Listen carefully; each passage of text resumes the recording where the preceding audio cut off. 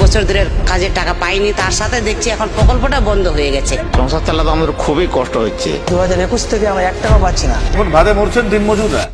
100 দিনের কাজে সরাসরি প্রধানমন্ত্রী এবং কেন্দ্রের গ্রামোন্নয়ন মন্ত্রীকে আপনারা চিঠি লিখবেন এবং আগামী 1 মাসের মধ্যে 1 কোটি চিঠি নিয়ে আমি দিল্লির বুকে যাব।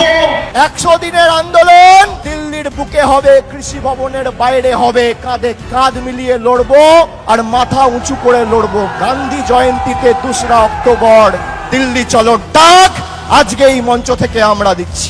অভিষেক বন্দ্যোপাধ্যায় ঘোষণা করেছেন এই 100 দিনের টাকার জন্য দিল্লি চলো ডাক দিয়েছেন। দিল্লির জার্সি অভিষেক ব্যানার্জির ডাকে।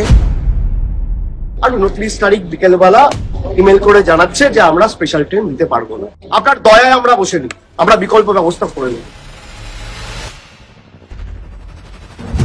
কখনো সিআইএসএফ, কখনো সিআরপিএফ, কখনো দিল্লি পুলিশের দল আক্রমণ করে। आप देखो आपसे बात करने नहीं दिया जा रहा है, यहाँ आप दिखाइए। ये তৃণমূল কংগ্রেস দিল্লিতে আসেনি, মানুষ তৃণমূলকে নিয়ে দিল্লিতে এসছে মানুষের অধিকারের স্বার্থে লড়াই করতে।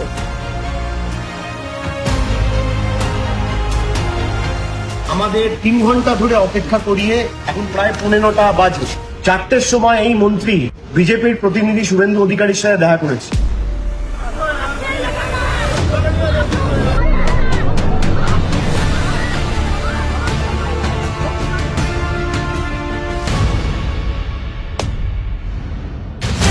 এই বিজেপির যে জমিদারি মানসিকতা, তার অবসান বাংলার মানুষ ঘটাবে, তার কারণ এটা আমাদের প্রাপ্য অধিকার।